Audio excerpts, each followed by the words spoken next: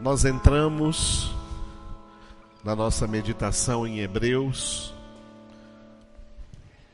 entramos aí no terceiro bloco. Vamos recordar aí do terceiro bloco para frente, o terceiro bloco dessa epístola que começa no capítulo 6, versículo 13, e que vai até o capítulo 10, versículo 18. O título desse bloco é, diga, Sacerdócio de Cristo. Nós estamos vendo que esse bloco, o sacerdócio de Cristo, esse tema dentro desse bloco se refere a um dos parâmetros estabelecidos por Deus dentro da obra da nossa salvação. O plano da salvação, elaborado por Deus antes da fundação do mundo, ele se compõe de vários elementos que a gente, se nos reuníssemos aqui o ano inteiro, os 365 dias, não seria suficiente para meditarmos em um por um desses aspectos, porque são coisas muito profundas dentro de toda a palavra de Deus. Um dos aspectos da obra da salvação chama-se sacerdócio, que é a mesma coisa que mediação, a mesma coisa que intercessão. Jesus é o nosso sumo sacerdote, porque ele é o nosso único mediador entre Deus e os homens, o único intercessor pela obra da nossa salvação. Aleluia! Esse terceiro bloco, ele tem um desenvolvimento e uma conclusão. O desenvolvimento do capítulo 6, versículo 13, até o capítulo 9, versículo 28, o tema principal é, diga, o essencial.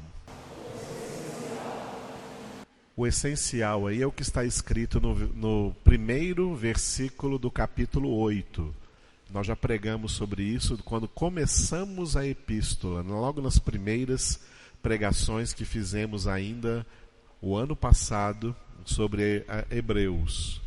Capítulo 8, versículo 1, é um resumo, uma sumarização de toda essa carta. O essencial das coisas que temos dito é que possuímos um sumo sacerdote que penetrou no santuário celestial, não construído por mãos humanas, e sentou-se à destra da majestade de Deus, e ali ele intercede por nós, como o sumo sacerdote, como único mediador, como nosso intercessor. Isso é o essencial do que nós estamos vendo dentro dessa epístola. Amém?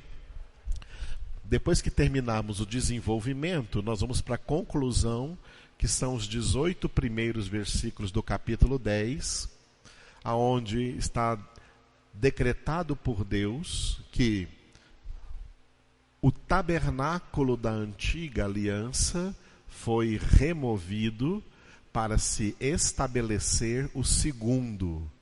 Diga, estabelecer o segundo. Estabelecer o segundo tabernáculo eterno. O tabernáculo da nova aliança é o céu, é a casa do Pai, não feito por mãos de homens, para onde nós estamos indo, cujo caminho é o novo e vivo caminho que ele abriu através do véu, que é o seu Filho Jesus. Muito bem, nós estamos no desenvolvimento, que é o essencial. Esse desenvolvimento do terceiro bloco, ele está dividido em dois segmentos, o segmento 5 e o segmento 6. Porque nós já vimos anteriormente, os blocos anteriormente tiveram 4 segmentos. Então aqui nós temos o 5º segmento e o 6º segmento aqui dentro deste terceiro bloco. O 5º segmento que nós começamos já... Não, pode voltar, Marisa. Volta um pouquinho. Isso, por enquanto, deixa aí. O 5º segmento, diga, sacerdócio imutável. vai do capítulo 6, versículo 13, até o capítulo 7, versículo 28. Quando nós vimos que esse sacerdócio é imutável, porque é perfeito. Nós somos mutáveis, porque somos imperfeitos. Enquanto somos imperfeitos, temos que ir mudando. Temos que ir transformando. Transformai-vos mediante a renovação da vossa mente. Mas Deus é imutável. Ele não precisa mudar, porque Ele já é perfeito. E assim as obras de Deus são imutáveis, porque elas já são perfeitas. A palavra de Deus é imutável, porque ela é perfeita.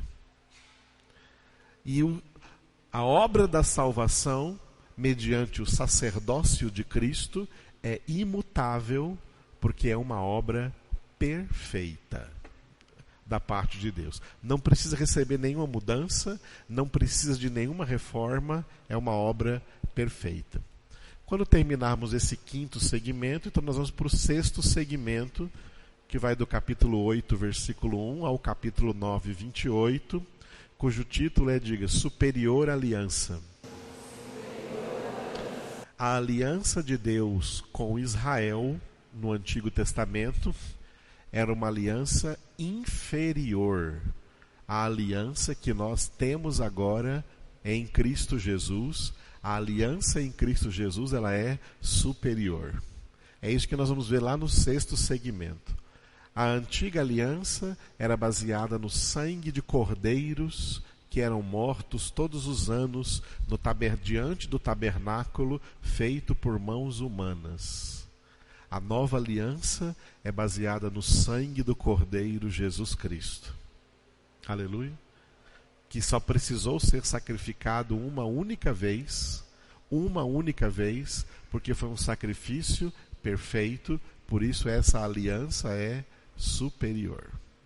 Amém? Muito bem, agora sim, vamos ver o quinto segmento. Esse quinto segmento, ele tem duas partes. A primeira parte do quinto segmento nós começamos ontem à noite. Repita, âncora da alma. Vai do capítulo 6, versículo 13, até o capítulo 7, versículo 10. É o que nós vimos ontem. A âncora da nossa alma é a esperança que nós temos em ver cumpridas em Cristo Jesus todas as promessas de Deus. E a principal delas veio pela boca de Jesus. Olha, eu vou, mas eu voltarei e tomar-vos-ei comigo, para que onde eu esteja, estejais vós também. Essa é a nossa esperança, na qual a nossa alma está ancorada, para que sejamos, enquanto estamos aqui nessa terra, atravessando o vale da sombra da morte, com todas as intempéries espirituais que esse mundo traz, nós mantenhamos firme a nossa esperança em Cristo Jesus. Amém? Quando nós terminarmos essa primeira parte, que nós vamos continuar hoje de manhã, aí nós vamos para a segunda parte do quinto segmento, que é, diga, sacerdócio com juramento. Aleluia. Os antigos sacerdotes, eles tinham que fazer um juramento diante de Deus, de que as suas vidas estariam consagradas àquele sacerdócio. No Novo Testamento, é Deus quem faz um juramento ao seu Filho Jesus, dizendo: o Senhor jurou e não se arrependerá. Tu és sacerdote para sempre, segundo a ordem de Melquisedeque. É isso que nós veremos aí nessa segunda parte do quinto segmento. Nós estamos aí na primeira parte. A primeira parte do quinto segmento, ela está dividida em dois pequenos trechos. O primeiro trecho termina o capítulo 6, do versículo 13 ao 20, foi o que lemos ontem à noite. A segurança dos herdeiros é que o propósito de Deus em Cristo Jesus para eles é imutável, é perfeito. O propósito de Deus se realiza, porque quem está agindo na realização dos propósitos de Deus é o próprio Deus. E ele diz, agindo eu, portanto, ninguém impede os propósitos de Deus. Deus age de tal maneira que o seu propósito imutável na nossa salvação em Cristo Jesus, ele se realiza.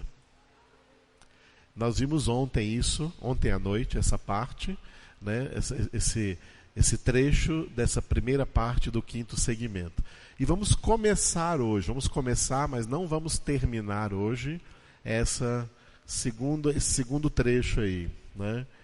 Acerca de Melquisedeque e qual a sua importância para nós no entendimento da obra da nossa salvação e porque Jesus é o nosso sumo sacerdote segundo a ordem de Melquisedeque.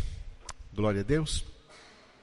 Então vamos abrir aqui na nossa Bíblia, Hebreus capítulo 7, versículos de 1 a 10. Hebreus capítulo 7, versículos de 1 a 10. E ver aqui a importância deste personagem que surgiu lá no Antigo Testamento, a importância de Melquisedeque. Hebreus capítulo 7, versículos de 1 a 10.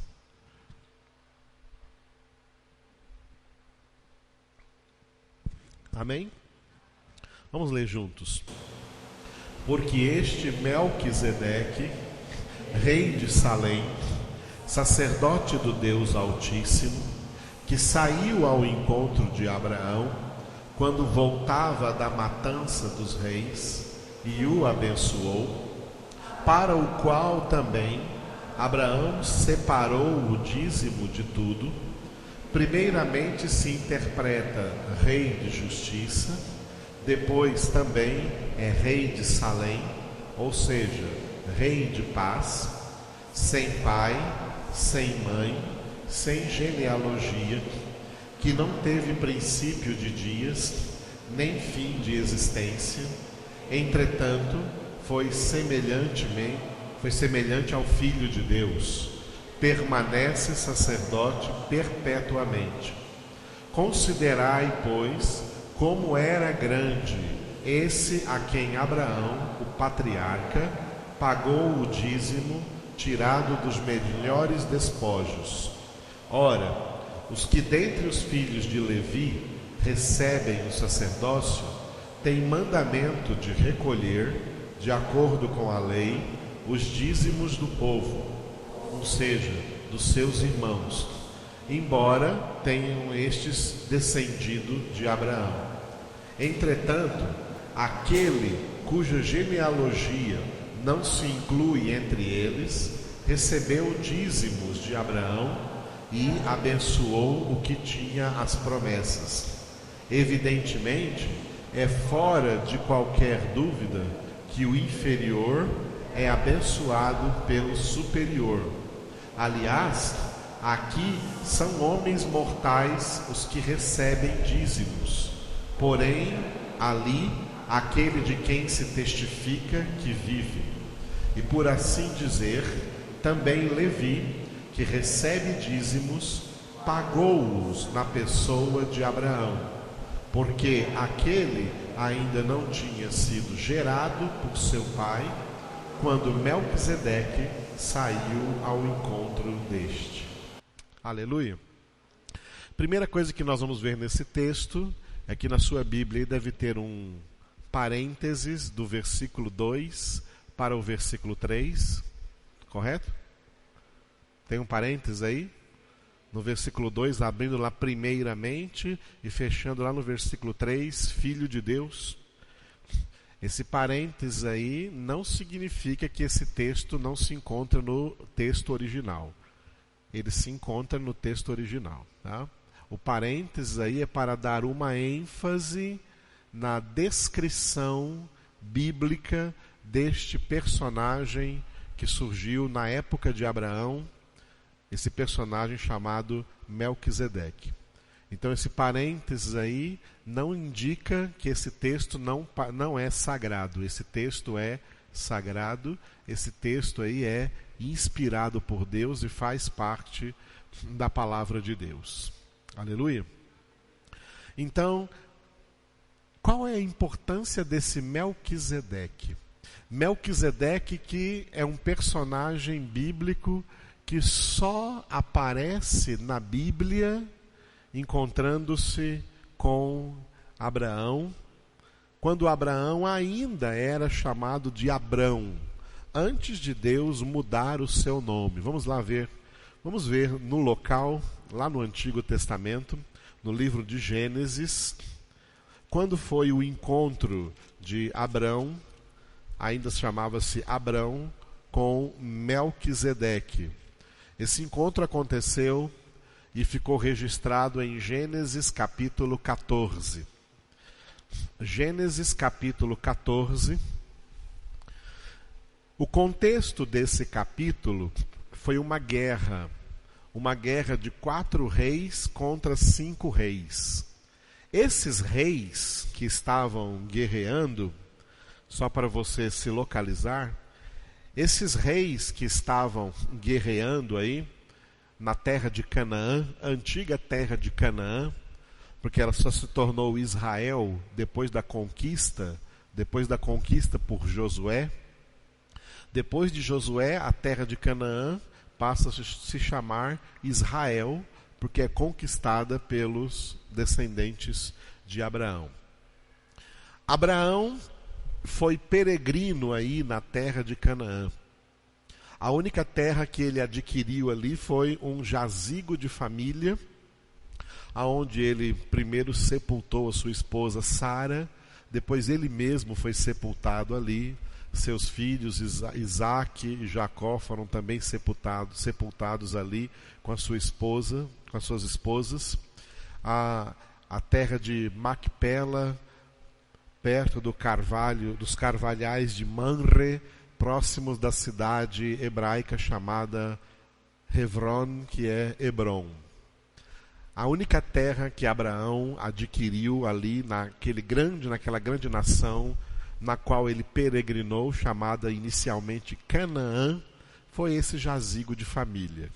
Abraão não adquiriu ali nenhuma terra, mas ele tinha a promessa de Deus: essa terra que você está pisando, eu a darei aos teus descendentes. Tá? E depois, muitos anos depois, essa promessa é cumprida quando os descendentes de Abraão chegam na terra de Canaã, sob a liderança, sob o pastoreio de Josué, sucessor de Moisés, e conquista a terra de Canaã e tira dessa terra o poder dos cananitas e estabelece então ali a nação de Israel.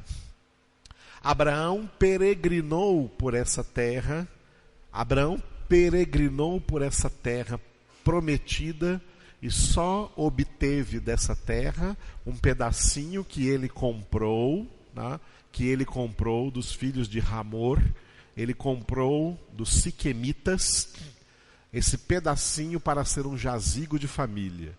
Inclusive, na época, o dono da terra falou assim: que é isso, Abraão? Ele viu que Abraão era um homem muito rico, porque Deus o prosperou na sua peregrinação, na sua jornada. Ele falou: que é isso, Abraão? Eu vou dar para você essa terra. Muitos crentes diriam hoje assim: olha Deus me abrindo uma porta, e olha Deus me dando uma terra. Abraão não agiu assim, não. Abraão falou assim: não, senhor, eu vou comprar e pagar o preço justo por essa terra. Eu não quero de graça, eu quero pagar o preço justo por essa terra. E Abraão então pagou o preço justo e comprou aquela terra.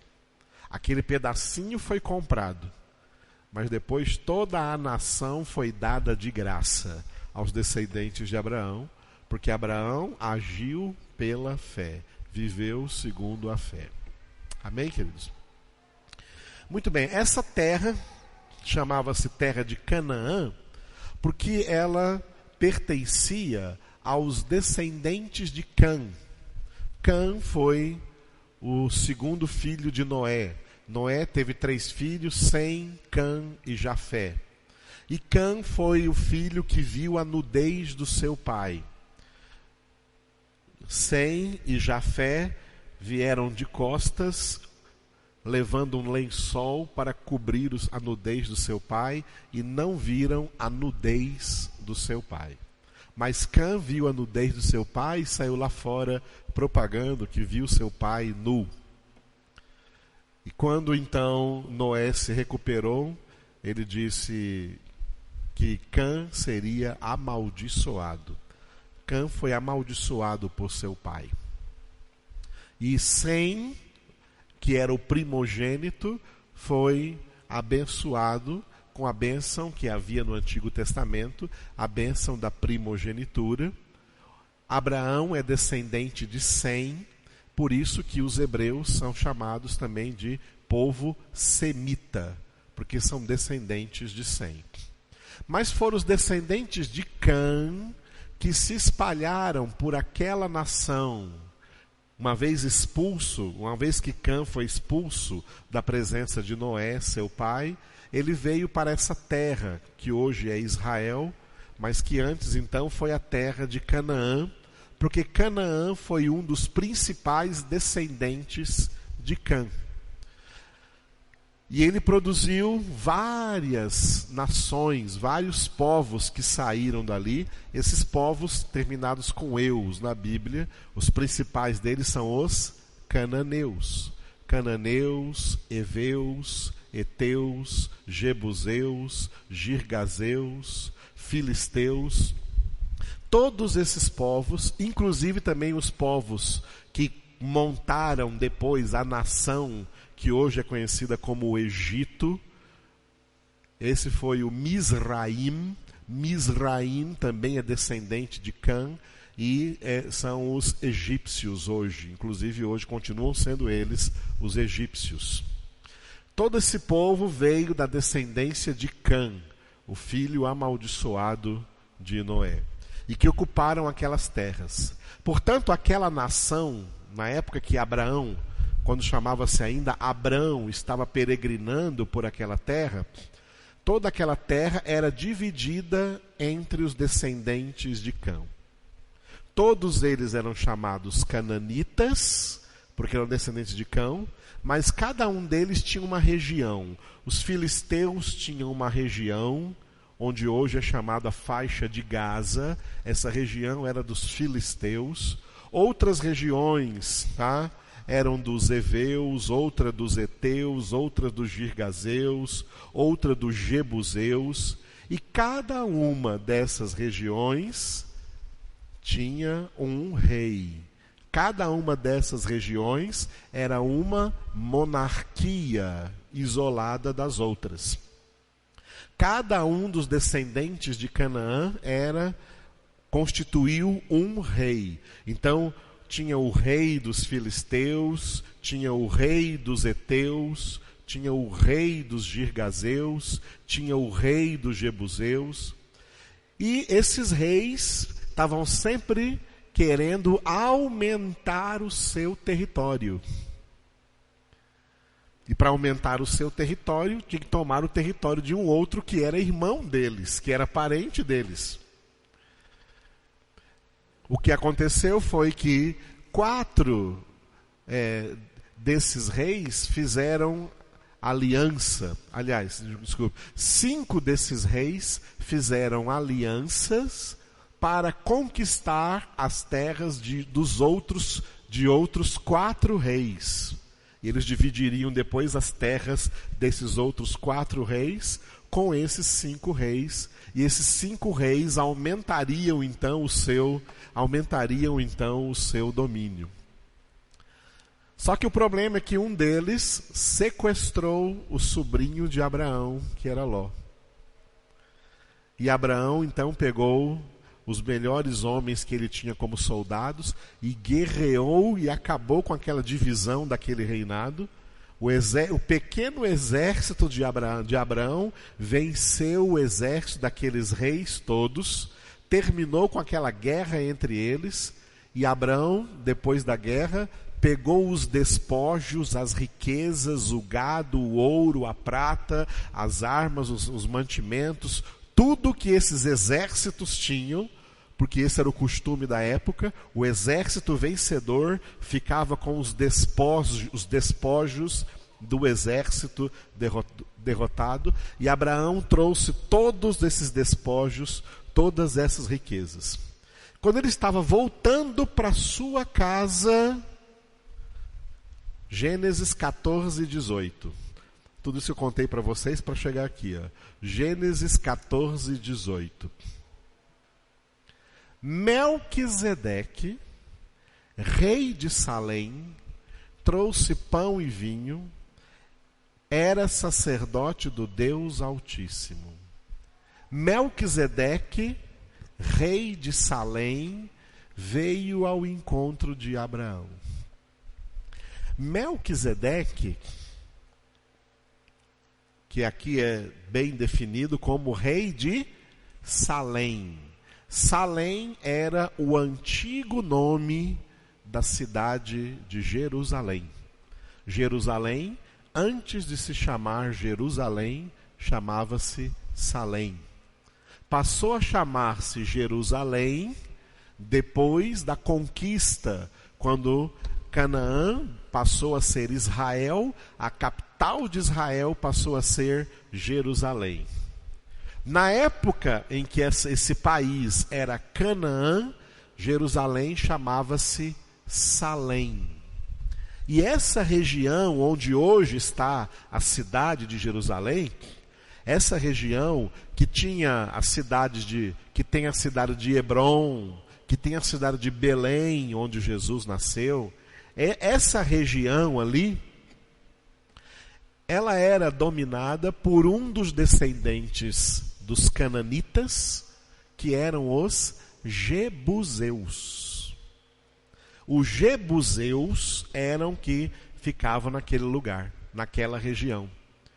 E o rei cananita dos jebuseus era Melquisedeque. Portanto, Melquisedeque, não se engane, porque tem gente que pensa que Melquisedeque é um fantasma que apareceu lá no Antigo Testamento, que surgiu do nada. Aí pega Hebreus capítulo 7, onde está escrito sem pai, sem mãe, sem genealogia, e pensa que ele era um fantasma que surgiu lá, né? Quando Hebreus 7 diz que sem pai, sem mãe, sem genealogia, está dizendo que não tem nenhum registro da genealogia dele. Está dizendo que não tem nenhum registro, nenhum documento na história com a genealogia de Melquisedeque, dizendo quem era seu pai, quem era sua mãe. Mas ele teve um pai, ele teve uma mãe, ele teve uma genealogia. Só não está escrito, só não foi achado esses documentos. Mas o fato é que ele era o rei daquele território, tá? Cuja capital era Salém, que depois veio a ser Jerusalém. E quem dominava aquele território eram os jebuseus. E se Melquisedeque era rei deles, é porque Melquisedeque era um jebuseu, descendente de Canaã, descendente de Cã, descendente do filho amaldiçoado de Noé. Portanto, Melquisedeque não pertencia à linhagem de Sem, que era a linhagem de Abraão, não pertencia à linhagem do primogênito de Noé, do filho abençoado de Noé, mas pertencia à linhagem do filho amaldiçoado de Noé, e que representa todos aqueles que o antigo povo de Israel aprendeu a chamar de gentios. Melquisedeque era um rei dos gentios. Era um rei de todos os povos, um rei representando todos os povos que não eram sanguineamente descendentes de Abraão, como também nós, os brasileiros. Melquisedeque era o nosso representante ali. Agora, o que acontece aqui, irmãos? Os cananitas, todos os descendentes de Cã, o filho amaldiçoado de Noé, eles provaram que realmente eram amaldiçoados. Todos eles eram adoradores de demônios. Todos eles eram adoradores de falsos deuses. Os famosos deuses dos cananitas. Os deuses dos cananitas. Deuses que exigiam sacrifícios de sangue. Deuses que exigiam que sacrificasse até seus filhos e suas filhas, queimando-os vivos no fogo ou matando-os publicamente para cumprir votos e sacrifícios a esses deuses. Os deuses dos cananitas, os cananitas eram povos politeístas que adoravam a vários deuses, deuses que na verdade não são deuses, porque não existem, portanto são personificações de Satanás. Eles eram, portanto, satanistas. Canaã era uma nação de satanistas. E Deus disse a Abraão: eu vou tirar deles essa nação e vou dar para tua descendência, Abraão, para que essa nação não seja mais uma nação de satanistas, mas para que essa nação seja uma nação cujo Deus é o Senhor. Foi o que Deus prometeu a Abraão. Os cananitas eram povos ruins, maus, ímpios, ateus, pagãos, adoradores de demônios.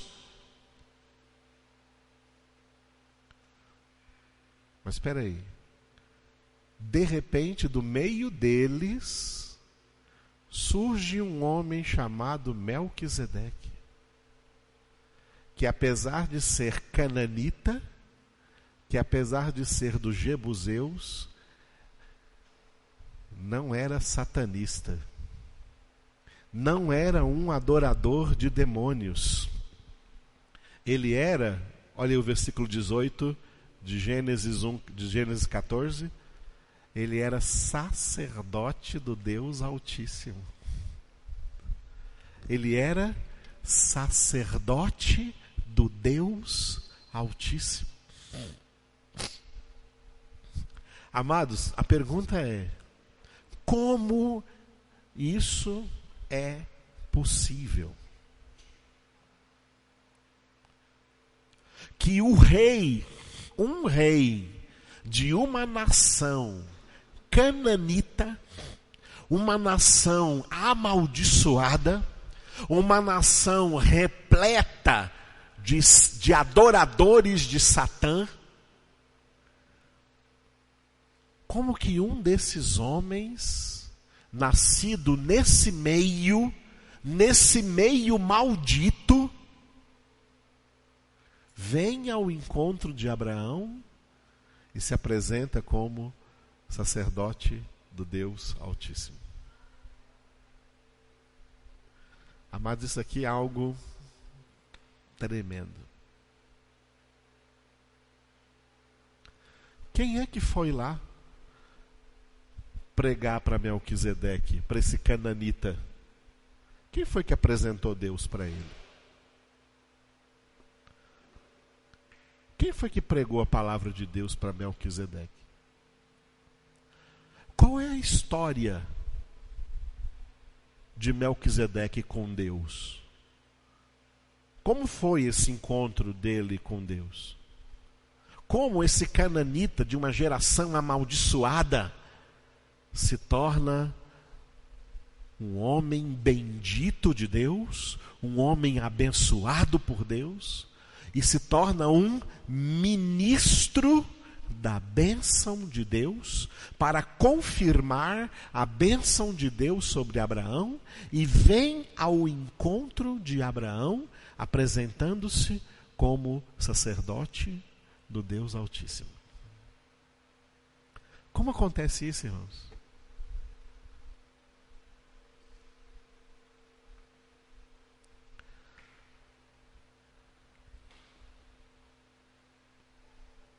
A pregação do Evangelho não é o único meio de alguém conhecer a Deus.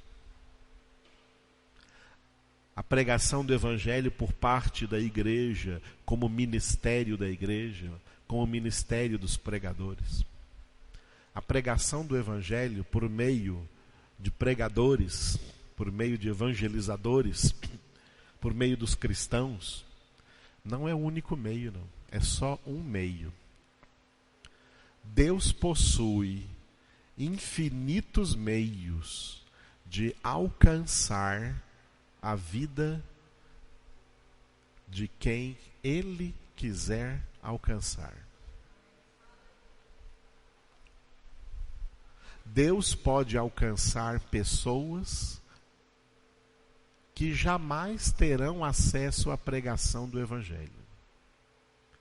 Deus pode alcançar pessoas que estejam vivendo no meio do maior paganismo, do maior satanismo que haja na face da terra, tão separado, tão distante, que ninguém vai ter acesso de chegar a essa pessoa e pregar para ela o Evangelho de Cristo Jesus. Deus tem acesso. Deus tem acesso. Deus tem como chegar. Se nós tivermos algumas coisas diferenciadas assim para fazer no céu, uma das coisas que eu gostaria de fazer é conversar com Melquisedeque. E perguntar, conta para mim como é que foi o seu testemunho, como é que foi o seu encontro com Deus, como aconteceu. Melquisedeque, conta, eu quero ficar escutando ele me contar. Foi o seguinte... Ele, cananita, descendente de Cão, de um povo amaldiçoado, um povo diabólico, e se torna um ícone do sacerdócio de Cristo Jesus. Porque ele desaparece aqui da Bíblia, depois desses versículos aqui, e eu vou continuar nesses dias trabalhando sobre isso, irmãos, tá? Sobre Melquisedeque, porque tem coisas importantíssimas aqui.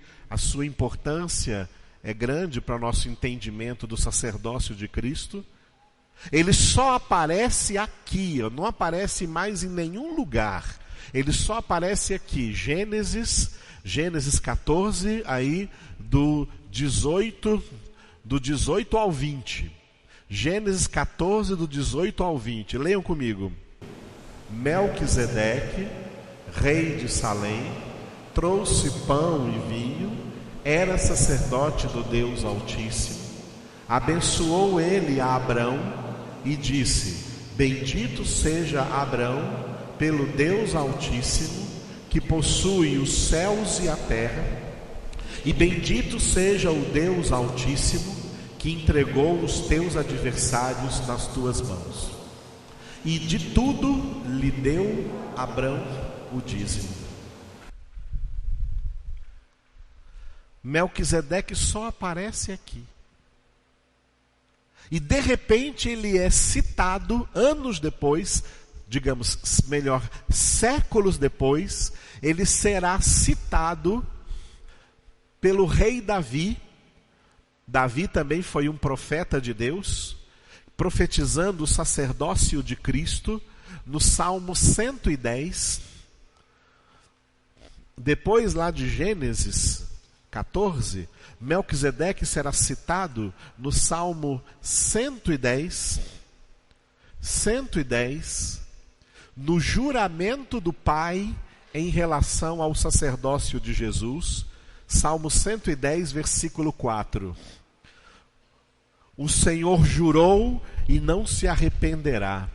Tu és sacerdote para sempre, segundo a ordem de Melquisedeque. Leiam vocês.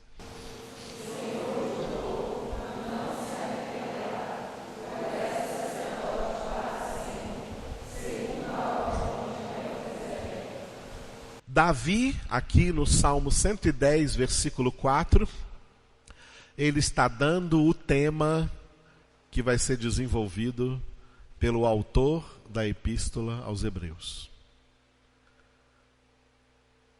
Salmo 110, versículo 4, é o tema de toda a Epístola aos Hebreus, que nós estamos estudando.